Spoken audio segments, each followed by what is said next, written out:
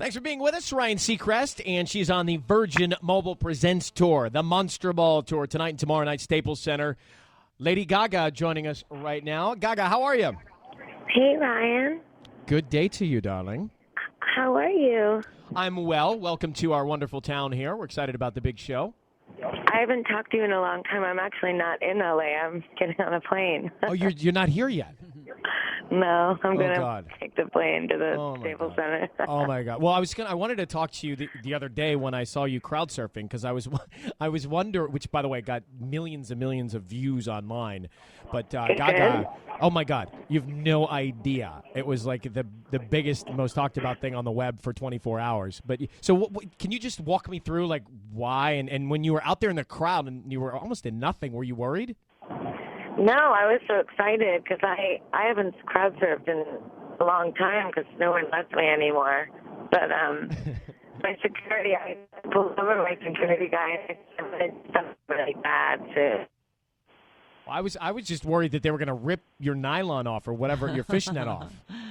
It was just great. It was I don't know. I love Semi Precious Weapons so much, and they're my band. They signed to Interscope, and I don't know what came over me. I just got so excited, and I remember playing that stage and what it felt like, and they were doing such a great job. And I don't know. I was standing there with Lady Starlight, and she's like, "Can you imagine if you jumped into the crowd?" And I said, and so I just jumped. hit my bleep button, Jess. I'm sorry. I mean, I'm forgetting it's live. One of the great things about you is you live in the moment and you're unfiltered, and I like that. I just have to have my finger on the button. Hey, yeah, you need to wear a condom, a radio condom when I talk to you. One of the things that I saw you tweet about was when Prop 8 was overturned. You said that at a moment's notice of the death of Prop 8, you instantly began to write music. Tell me about what you were feeling and what you wrote about. Oh my gosh, I felt like it was like a revolution gunshot went off, like it set us all into rotation. It was so exciting when it happened because it, for me, was a moment that indicates that it can happen in every state now. And it's been so important to us for so long. We've been fighting for it. I've been fighting for it in my show. I wrote a song called Future Love a long time ago that was really about free love and gay marriage and civil union. So I was so happy, and I went right into the studio and I kept writing. I've been writing I know I told everybody my album was done, which it kind of is done, but I can't stop writing music. So I don't know what I'm going to do. I might have to put out 2 records. I don't even know. Well, I mean, it's some of those things though that you end up writing about can be very important, and they've got meaning and message. So you probably never know when to. It's hard to stop, right? It's like, okay, I've got to cut it off tomorrow. I've got to cut it off next week, and then you go, wait a minute, this is important to me. I've got to put this on there. So I never stop writing. So even when my album's out and I'm on the road, I'm always in the studio and I'm always working. And right now, what I've done.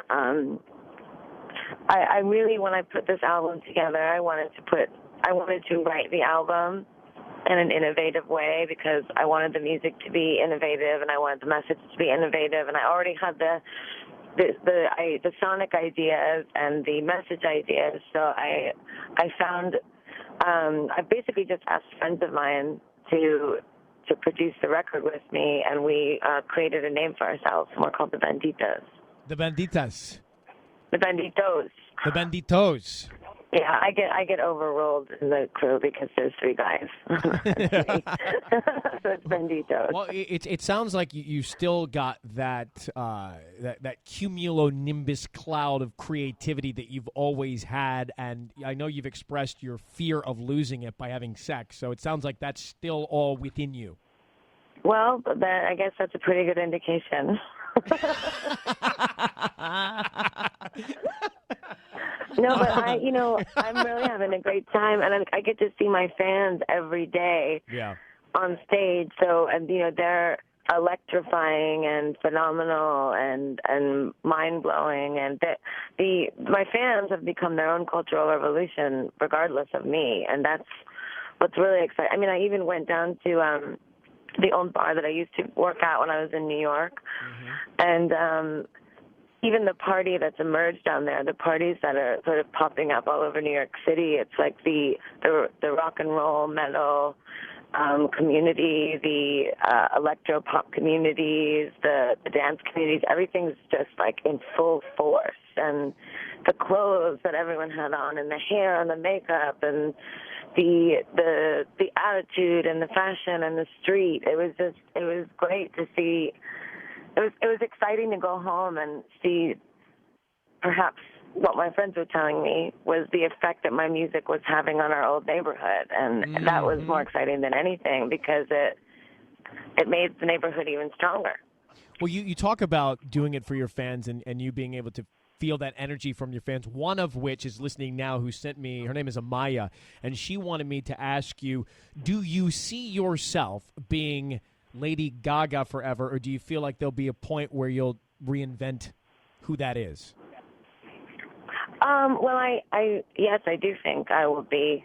I am Gaga, so it's it's kind of like if your parents have nicknames for you. My nickname is Gaga, and but kind of the idea of everything that I stand for as a person and as an artist is that I am ever reinventing, I am ever changing, I am ever metamorphosing. Mm-hmm. I don't know. I'm always changing. I don't reinvent from album to album. I reinvent from day to day, week to week, video to video, song to song. I'm sort of, I don't know, quite chaotic about the way that I tell stories, but I still think that my fans understand those stories because they recognize that own chaos within themselves. Right, which is the universal relatable factor. Right. The folks that are listening in Los Angeles right now, coming to your show, can you tell us about it, or what can we expect? Any surprises? Oh yeah, the show is my opus.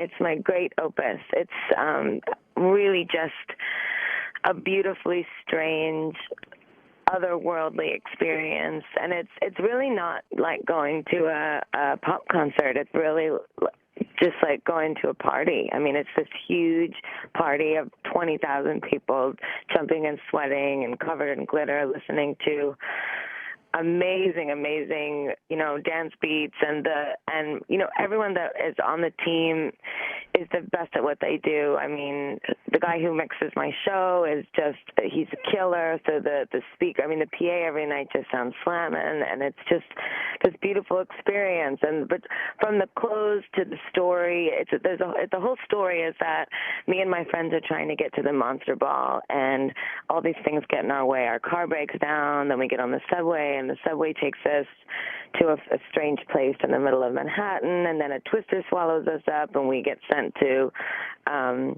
the center of Central Park, but it's all this very strange through my fisheye lens. So it's my version of New York. It's the New York that I live in, but it's this sort of fantasy version, and it's just a blast.